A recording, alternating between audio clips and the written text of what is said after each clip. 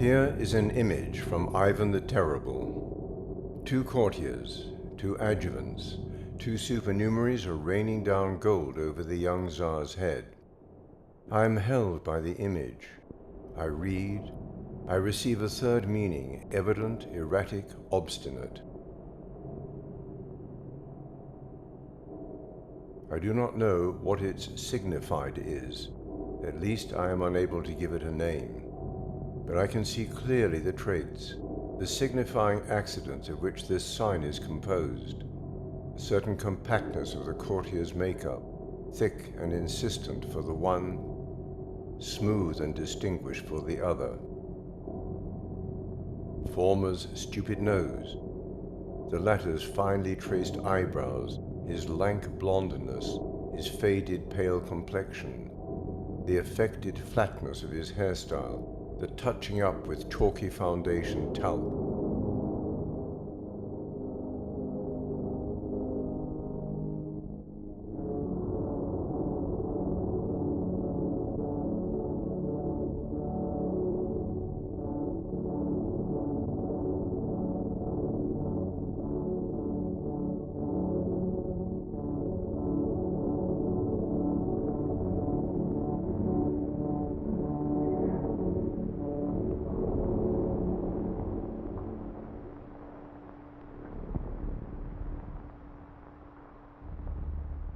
Obtuse means that which is blunted, rounded in form.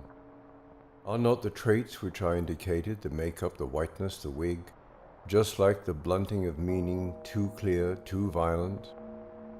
Aren't they give the obvious signified a kind of difficulty prehensible roundness, cause my reading to slip? An obtuse angle is greater than a right angle. The third meaning also seems to me greater than the pure, upright, second, legal perpendicular of the narrative. It seems to open the field meaning totally, infinitely.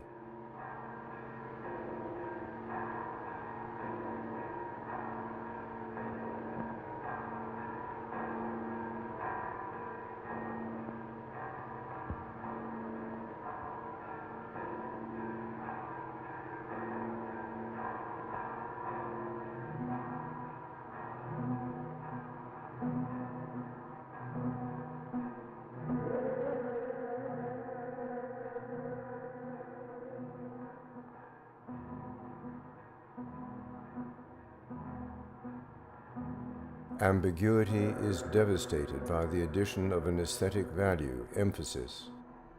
Look, in extremely classic fashion, grief comes from the bowed heads, the expressions of suffering. The hand over the mouth stifling a sob, but when once all this has been said, a decorative trait says it again.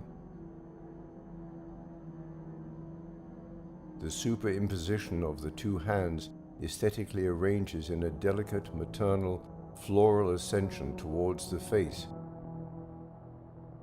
Within the general detail, the 2 women, another detail is mirroringly inscribed, derived from a pictorial order as a quotation of the gestures to be found in icons.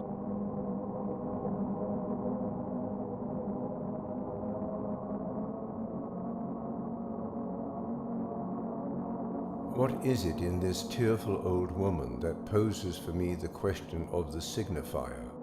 I quickly convinced myself that it was neither the facial expression nor the gestural figuration of grief, the closed eyelids, the taut mouth, the hand clasped on the breast.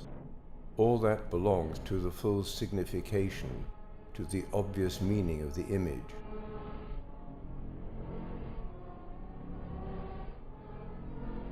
I felt that the penetrating trait must be situated somewhere in the region of the forehead. The coif, the headscarf holding in the hair, had something to do with it. In the next image, the obtuse meaning vanishes, leaving only a message of grief. It was then I understood that the scandal, supplement or drift came very precisely from a tenuous relationship, that of the low headscarf, the closed eyes and the convex mouth.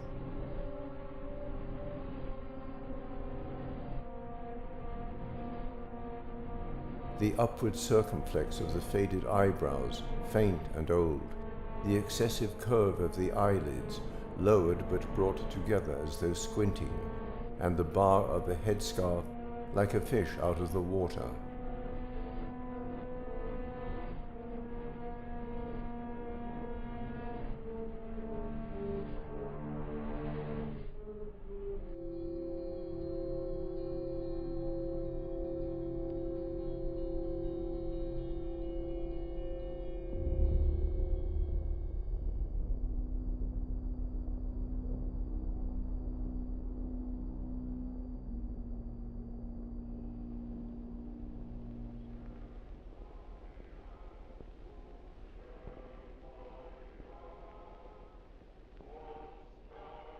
Those people are essentially lovable.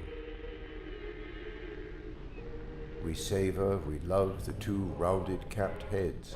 We enter into complicity, into an understanding with them. Doubtless, beauty can work as an obtuse meaning, but the eroticism included in the obtuse meaning is no respecter of the aesthetics. Euphrazine is ugly, obtuse, links the monk, but this obtuseness exceeds the anecdote, becomes a blunting of meaning, it's drifting.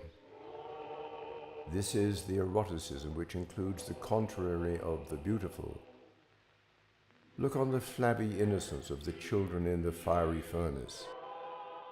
The schoolboyish ridicule of their mufflers dutifully tucked up to the chin, the curds and whey skin of their eyes, of their mouth.